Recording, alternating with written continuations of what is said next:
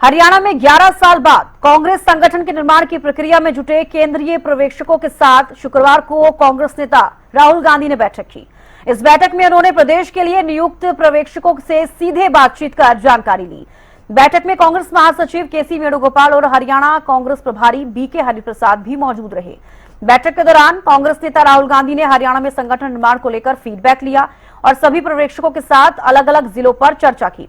इस दौरान पर्यवेक्षकों ने बताया कि हर जिले से 6-6 नाम के पैनल तैयार किए गए हैं।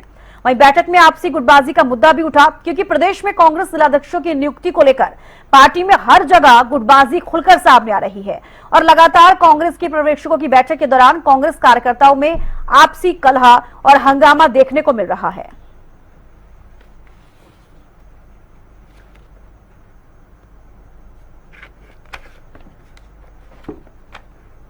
कोई गुटबाजी नहीं है। संगठन बहुत बढ़िया से मजबूती से जो है ना सारी प्रक्रिया चल रही है हमारी संगठन बनाए जाने की, और वो सारा हो रहा है। कहीं कोई आतापाई नहीं हो किसी भी तरह की, और सारा कोई भी कहीं भी एआईसीसी का ऑब्जर्वर कहीं भी अनुशासनहीनता की शिकायत करेगा तो उस पर सख्त कार्रवाई की। तो चलिए, अपराजिता श्री हमारे साथ दिल्ली से लाइव जुड़ गई हैं।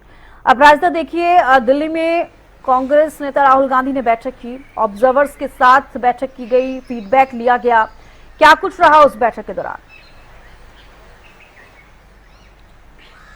बिल्कुल, देखिए, सबसे पहले तो बात की जाएगी कि आखिर उस बैठक में कौन कौन मौजूद था। तो राहुल गांधी की अध्यक्षता में कल की बैठक हुई है। करीब 1.5 घंटे के आसपास ये बैठक वर्चुअली हुई है। इस बैठक में कांग्रेस के राष्ट्रीय अध्यक्ष मल्लिकार्जुन खड़गे भी मौजूद थे। इसके अलावा केसी वेणुगोपाल और प्रभारी बीके हरिप्रसाद इस बैठक में मौजूद थे। इसके अलावा सभी पर्यवेक्षक, यानी जो केंद्र पर्यवेक्षक नियुक्त किए गए हैं, सभी इस बैठक में मौजूद थे। वर्चुअली सभी इस मीटिंग में मौजूद थे। राहुल गांधी की अध्यक्षता में हुई है। अब क्या कुछ चीजें इस बैठक में रही, हालांकि जिस तरीके से चर्चाएं भी हो रही थी कि जो जिला अध्यक्षों के नाम की डेडलाइन दी गई है बीके हरिप्रसाद के द्वारा 30 जून, उन चीजों को लेकर चर्चा हुआ।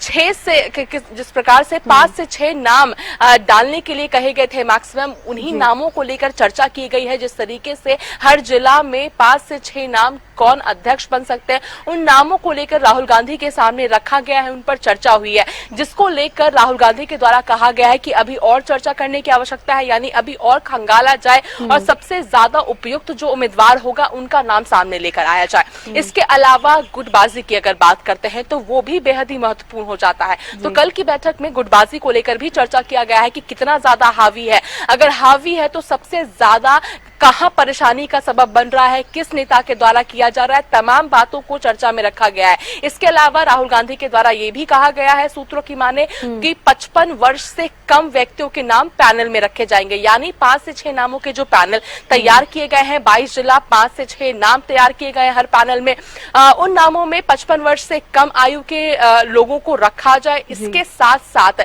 जो लोग पुराने हैं, यानी जो पुराने कार्यकर्ता हैं, जो लंबे समय से कांग्रेस के साथ जुड़े हुए हैं, उन लोगों को इसमें रखा जाए।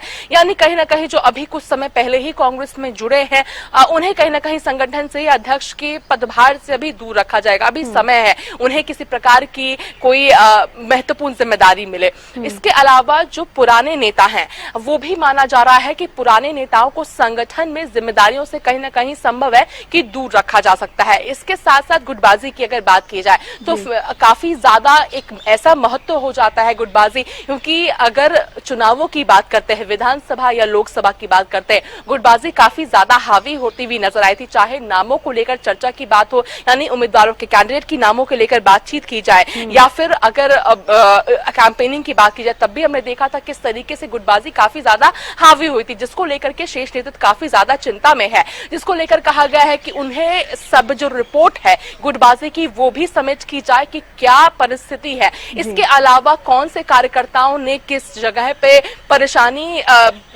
परेशान करने की पर्यवेक्षकों को कोशिश की है, उनके काम में अवरोध पैदा करने की कोशिश की है, उन चीजों को लेकर भी अपडेट राहुल गांधी के द्वारा लिया गया है। संभव है कि इसके बाद भी बैठकों का दौर देखने को मिल सकता है। राहुल गांधी की अध्यक्षता में बैठक हो सकती है संगठन को लेकर, अध्यक्षों को लेकर के। वहीं जिला अध्यक्ष की जिम्मेदारी पहले सौंपी जाएगी, यानी पहले जिला अध्यक्ष का चुनाव होगा, जिसके बाद फिर प्रदेश अध्यक्ष का चुनाव होगा। इसके बाद संभव है कि नेता प्रतिपक्ष को लेकर भी चर्चा संभव है और इसको उन्हें लेकर भी नियुक्ति हो सकती है।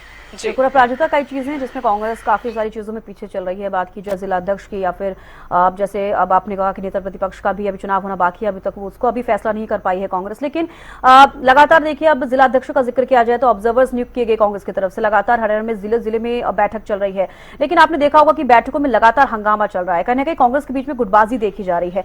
और कांग्रेस नेता राहुल गांधी की तरफ से साफ तौर पर कहा गया था, कांग्रेस प्रभारी बीके हरिप्रसाद की तरफ से साफ तौर पर कहा गया, चेतावनी दी गई है कि अगर गुटबाजी होती है, इससे पार्टी को नुकसान अगर पहुंचेगा तो ये बर्दाश्त नहीं किया जाएगा। लेकिन एक तरफ ये है और दूसरी तरफ जो कांग्रेस के तमाम नेता हैं वो इस बात को स्वीकार ही नहीं करते हैं कि गुटबाजी हो रही है। कहीं ना कहीं ये जो नुकसान है ये कांग्रेस को ही हो रहा है। अब जब कल जिस तरीके से बैठक हुई है उसमें भी आप जिक्र कर रही हैं कि गुटबाजी को लेकर एक बार फिर से ये जिक्र किया गया है, गुटबाजी हो रही है, तो कहीं ना कहीं इसका खामियाजा कांग्रेस भुगत रही है। प्राजता बिल्कुल, देखिए कांग्रेस खामियाजा तो जरूर भुगत रही है और काफी लंबे समय से और महंगे खामियाजा भुगत रही है। पूरा का पूरा चुनाव हारना, जिस तरीके से कांग्रेस पूरी तरह से आश्वस्त था कि हरियाणा में जीत तो होगी ही विधानसभा में, मगर जो आंकड़े होंगे वो काफी ज्यादा मार्जिन के साथ कांग्रेस जीतेगी। और जहां यहाँ पर धरातल पर अगर बात की जाए, यानी जब बात आती है रिजल्ट की, तो कांग्रेस काफी पीछे होती हुई नजर आती है। तब भी कहीं ना कहीं गुटबाजी आगे है, परे नहीं हटाया जा रहा है। चाहे नेता प्रतिपक्ष की बात आ जाती है या फिर संगठन निर्माण की बात हो, तब भी गुटबाजी अभी भी हावी है। बहुत बड़ा नुकसान कांग्रेस का हो चुका है और अब आलाकमान तैयार है कि किसी भी परिस्थिति में गुटबाजी को अब बर्दाश्त नहीं किया जाएगा। जो भी संभव प्रयास हो सकेंगे उन सभी को किया जाएगा गुटबाजी को समाप्त करने के लिए। क्योंकि अगर नेताओं की अगर बात की जाए तो या तो सिरे से नकार दिया जाता है कि गुटबाजी जैसे कोई चीज ही नहीं है, चाहे खुद उनके कारण क्यों ना गुटबाजी हो, मगर सिरे से नकारा जाता है कि गुटबाजी जैसी कोई चीज तो है ही नहीं प्रदेश में। वहीं कुछ नेताओं के द्वारा इस गुटबाजी की डेफिनेशन को ही बदल दिया गया है कि गुटबाजी नहीं है, बस लंबे समय से सत्ता में है, इस वजह से दोस्ती है।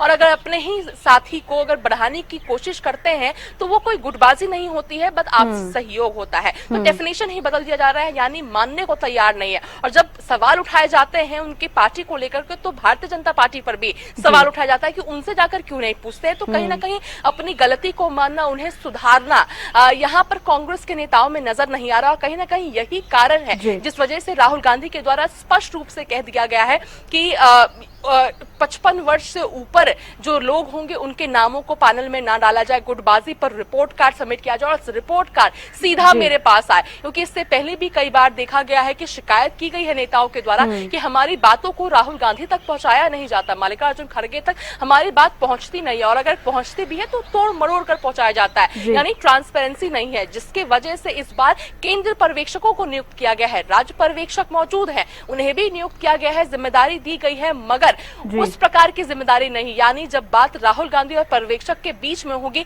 तो किसी भी प्रकार के राज्य के लोग वहां पर मौजूद नहीं होंगे, यानी सभी चीजें निष्पक्षता से राहुल गांधी तक पहुंच सके। जो सभी जो बात होगी, जो रियलिटी है कि एक बार फिर से पर्यवेक्षक के साथ जो है बैठक होगी, अभी और भी आगे चर्चा चलेगी, देखने वाली बात होगी क्या कुछ रहेगा। बेहद शुक्रिया जुड़ने के लिए और तमाम जानकारी देने के लिए।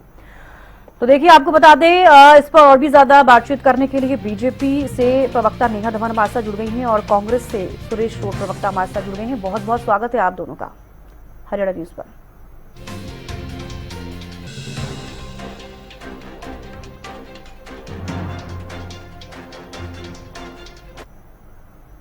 नेहा जी, आप सुन पा रहे हैं? आपकी आवाज नहीं आ रही त्रिविष्का। बिल्कुल नेहा जी, आपका भी बहुत स्वागत करती हूँ और साथ ही साथ सुरेश रोड जी का भी बहुत स्वागत करती हूँ। जी सुरेश जी, सबसे पहले मैं आपसे ही मेरा सवाल रहेगा, 11 साल का काफी लंबा वक्त रहा, अभी तक कांग्रेस का संगठन नहीं है हरियाणा में, लेकिन आपकी तरफ से पूरी कोशिश जरूर की जा रही है और ऑब्जर्वर्स नियुक्त किए गए, तमाम बैठकों का दौर लगातार हरियाणा में जारी है, जिस तरीके से जिलावार बैठकें की जा रही है ऑब्जर्वर्स की तरफ से। और कल दिल्ली में फिर से राहुल गांधी ने बैठक की, ऑब्जर्वर्स से फीडबैक लिया गया, पैनल आपकी तरफ से तैयार किया गया है, 6 नाम उस पैनल में है। लेकिन एक जिक्र करना चाहूंगी, गुटबाजी, जो कि लगातार आप भी सुनते नजर आ रहे हैं, आप भी देख रहे हैं कि कांग्रेस में गुटबाजी हो रही है। हालांकि कांग्रेस इस चीज को एक्सेप्ट कभी नहीं करती है कि गुटबाजी हो रही है, लेकिन कल की बैठक में एक बार फिर से राहुल गांधी ने जिक्र किया है क्योंकि गुटबाजी हो रही है, क्योंकि ये सामने आ रहा है। क्योंकि जब भी जिलों में बैठक होती है ऑब्जर्वर्स की, वहां पर जो कांग्रेस के कार्यकर्ता हैं आपस में झगड़ते हुए नजर आ रहे हैं। तो क्या आपको नहीं लगता कि जिस तरीके से गुटबाजी कांग्रेस में हो रही है इससे आपका ही नुकसान हो रहा है? नहीं, बल्कि राहुल गांधी जी ने जो बैठक ली उसमें कहीं भी गुटबाजी का कोई जिक्र नहीं हुआ। ये मैं आपको पुख्ता जानकारी दे रहा हूँ जी। बल्कि बैठक में ऑल इंडिया कांग्रेस कमेटी की तरफ से जो ऑब्जर्वर हर जिले में भेजे गए थे, उनसे राहुल गांधी जी ने संवाद किया कि उनका जिले वाइज इतना जो काम है कोई पेंडिंग तो नहीं है, सफल हुआ जी। क्योंकि 30 जून तक इसको कम से कम टाइम में निपटाना है। 30 जून तक डेडलाइन है। तो सभी ऑब्जर्वरों ने अपना एक्सपीरियंस मीटिंग में शेयर किया। कई बार होता है एक जिले में कुछ और बात होती है, दूसरे में कुछ और होती है। जब ऑब्जर्वर कोई मीटिंग में बैठते हैं तो आपस में भी वो शेयर करते हैं आइडिया। और राहुल गांधी जी का मीटिंग बुलाने का एक ही उद्देश्य था कि हम इस काम को संगठन सृजन अभियान के तहत जिलाध्यक्षों के चयन की प्रक्रिया को और जवाबदेही और पारदर्शी कैसे बना सकते हैं, इस तरीके से उनका मीटिंग लेने का ये उद्देश्य है। ये कोई गुटबाजी के कारण ये ऐसा कहीं नहीं है। और कहीं पर अगर कार्यकर्ता आपस में नारेबाजी हो भी जाती है तो ये कांग्रेस के एक आंतरिक लोकतंत्र की गवाही देती है जी। तो ऐसी किसी भी जिले में हमारे संगठन सृजन अभियान के तहत गुटबाजी नहीं आई, बल्कि भारतीय जनता पार्टी के किसी कांग्रेस पार्टी के कार्यकर्ता नहीं है, संगठन नहीं है। भारतीय जनता पार्टी को और मीडिया को भी देखने को मिला कि हमारे यहाँ तो सत्ता पक्ष से ज्यादा सफल बैठकों का आयोजन हो रहा है। जनाधार कांग्रेस पार्टी का साबित हुआ है जमीन के ऊपर। आज ही मुख्यमंत्री जी की कुरुक्षेत्र में रैली थी। 152 से नारनौल, महेंद्रगढ़, दादरी, भिवानी, टीपू की, हरियाणा रोडवेज की बसों को दौड़ते देखा खाली। आशा वर्करों को यहाँ छोड़ के गई होंगी। 11,000 के लगभग बसें हैं। आज बिल्कुल आपके पास लौटूंगी, पहले सुरेश और जी को आप आज भगोड़ा मत बनिएगा, आज डिबेट छोड़ के मत भागिएगा। अगर हिम्मत है तो आज जवाब सुनकर जाइएगा सुरेश जी। बिल्कुल नेहा जी, आपके पास लौटूंगे, आपके जो सवाल होंगे उनका जवाब भी मिलेगा। सुरेश और जी को अपनी बात पूरी करने दीजिए। डिबेट छोड़कर भाग जाते हैं। आपकी 40 में डिबेट हो चुकी है। बोले जा रहे हैं जी। नेहा जी आप प्लीज एक मिनट रुकिए, सुरेश जी को बोलने दीजिए। बकवास करते चले जाए और दूसरे की बात सुन के नहीं। ठीक है, जो अभी सुरेश जी बोल रहे हैं आप उसका जवाब दे दीजिएगा। नेहा जी प्लीज एक बार शांत हो जाइए। आप सुरेश जी को सुन लीजिए। पूछा करें जविष्का जी, इनका जवाब बीजेपी के बाद लिया करें। पहले इनको सुनने के लिए भी आदत डालें, वरना तो इनके प्रवक्ताओं को भेजने से पहले कांग्रेस पार्टी के अधिकारियों को सोचना चाहिए कि अपने भगोड़ों को भेजकर। ठीक है नेहा जी, जवाब ले लेते हैं। एक बार आप पहले सुन लीजिए सुरेश जी क्या कह रहे हैं। आपका जवाब भी लिया जाएगा। सुरेश जी आप डिबेट में बने रहिए, आप बताइए आप क्या कह रहे हैं। और अपनी पार्टी का भी नाम खराब कर रहे हैं। ठीक है नेहा जी बोलने दीजिए। सुरेश जी कहिए। नहीं, ये क्या बकवास कर रहे हैं? आप बात करते हैं प्रधानमंत्री के बारे में, आप बात करते हैं मुख्यमंत्री के बारे में। नेहा जी प्लीज आप एक मिनट नेहा जी आप सुन लीजिए सुरेश जी क्या कह रहे हैं। ठीक है, आपको मौका मिलेगा, आप बोलिएगा। बात सुनने के लिए हम नहीं बैठे हैं सुबह सुबह। और दूसरी बात कि हमारी सुनकर जाएंगे। ये 40वीं डिबेट है जिसमें ये भगोड़े घोषित हो जाएंगे। हमेशा डिबेट छोड़कर भाग जाते हैं। अपनी बात कही, मुंह में आया कुछ, पूछा कुछ, जवाब दिया कुछ। आपके पास हिम्मत नहीं है कांग्रेस पर बात करने की। दीजिए जवाब। संगठन के ऊपर गुटबाजी पर सवाल था, संगठन के निर्माण पर सवाल था, उस पर जवाब दीजिए। बसों पर पहुंच गए, मुख्यमंत्री जी की रैली पर पहुंच गए। कवर करेंगे, क्या बकवास कर रहे हो फालतू? ठीक है, चलिए आप आपस में मत लड़िए सुरेश जी। ठीक है, मैं आपके पास लौटूंगी। नेहा जी चलिए ठीक है, इस मुद्दे से आप अलग हटिए क्योंकि मुद्दा फिलहाल संगठन को लेकर हो रहा है। देखिए कांग्रेस का संगठन हरियाणा में नहीं है। नेहा जी प्लीज आप शांत रहिए। सुरेश जी आप भी प्लीज शांत रहिए। नेहा जी देखिए, चलिए आपसे सवाल ले लेती हूँ। देखिए कांग्रेस का संगठन नहीं है हरियाणा में और 11 साल का वक्त हो चुका है। कांग्रेस लगातार सिरे से नकारती है कि गुटबाजी नहीं हो रही है हरियाणा में। कांग्रेस के अंदर कोई गुटबाजी नहीं है। कल जो बैठक हुई उसमें भी गुटबाजी को लेकर कोई बातचीत नहीं हुई। जब चंडीगढ़ राहुल गांधी आए तब भी गुटबाजी को लेकर कोई बातचीत नहीं हुई। यही कहा जा रहा है कांग्रेस की तरफ से लगातार। अब आप क्या कहना चाहेंगी?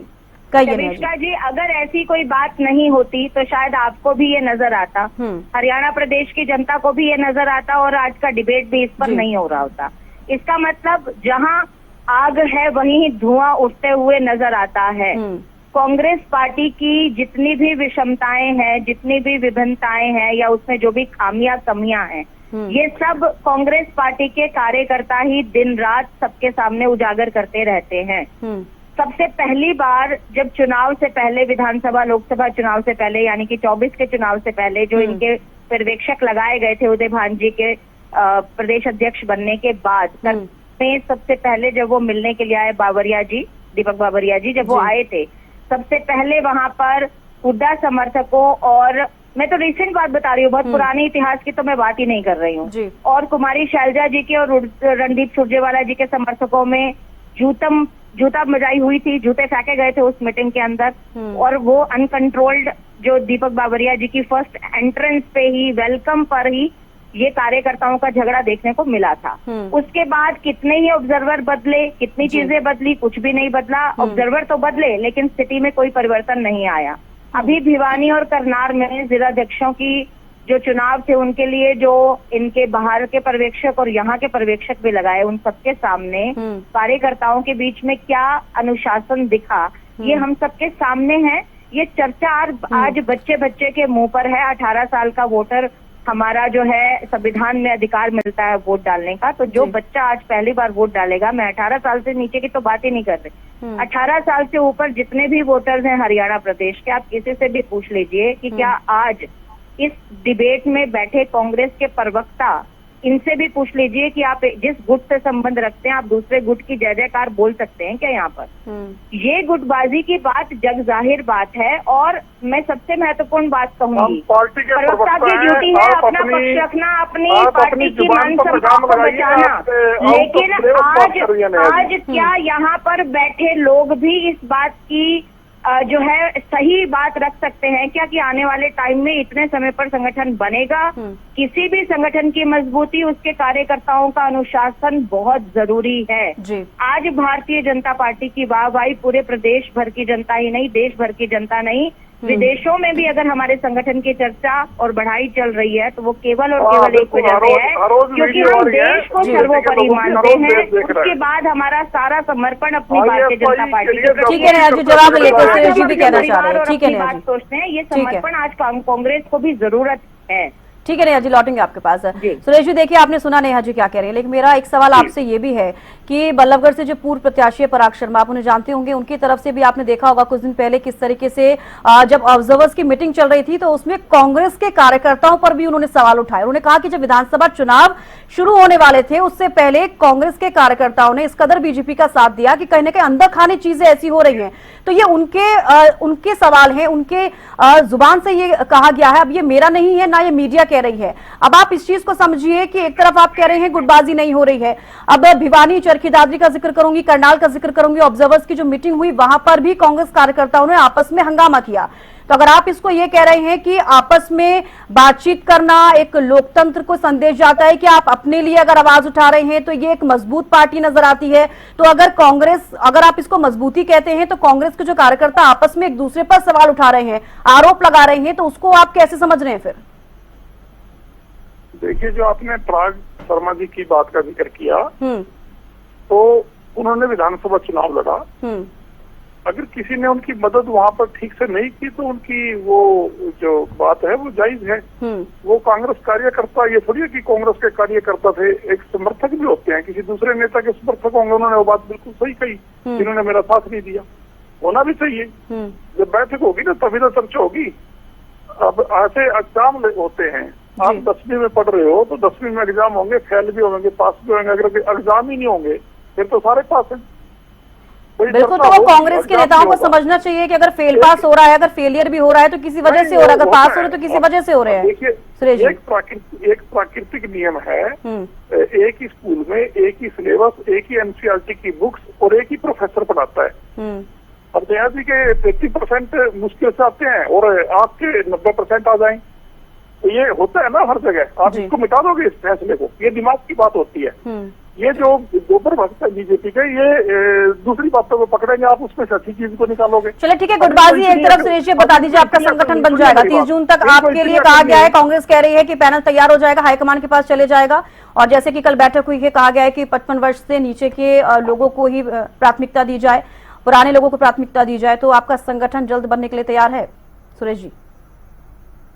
55 के बीच में ही जिलाध्यक्ष जो आयु वर्ग होगा वो रखा जाएगा, और दूसरा ऐसे जिलाध्यक्ष होंगे जो भारतीय जनता पार्टी और आरएस की विचारधारा के खिलाफ डटकर मैदान में लड़ सकेंगे। ऐसे मजबूत जिलाध्यक्ष आएंगे और समय के ऊपर बनाए जाएंगे। जी। और इसमें कोई किसी ये नहीं है कि किसी नेता विशेष के क्षेत्र को बना दी जाएगी। पार्टी और श्री राहुल गांधी जी का स्पष्ट आदेश है कि जमीन से जुड़े कार्यकर्ताओं को इस बार मौका मिलेगा। नई कांग्रेस खड़ी होती नजर आ रही है और मेरिट के साथ कोई समझौता नहीं है। ये बड़ी अच्छी बात है। सबसे ऑब्जर्वरों को बुलाकर मीटिंग करके राहुल गांधी जी ने यही संदेश दिया कि आप किसी नेता विशेष के क्षेत्रों को ना बनाकर मेरिट के ऊपर जिसका हक बनता है उसको बनाइए, जो कांग्रेस पार्टी की विचारधारा का झंडा लेके आगे बढ़ रहा है। ठीक तो है, ये बात है। और हम एक मजबूत विपक्ष की सार्थक भूमिका निभा रहे हैं और जिलाध्यक्षों में चयन के बाद कांग्रेस पार्टी और आपको जमीन पर मजबूत नजर आएगी। धन्यवाद। जय। चलिए, बेहद शुक्रिया सुरेश जी, आप जुड़े और नेहा जी आप भी जुड़े और आपने अपनी राय रखी, आपने बातचीत की किस तरीके से अब संगठन को लेकर कांग्रेस आगे बढ़ रही है। ये एक बड़ा सवाल बना हुआ है, लेकिन तमाम बैठकें जारी हैं, लेकिन उस बीच कांग्रेस के बीच में गुटबाजी भी जारी है।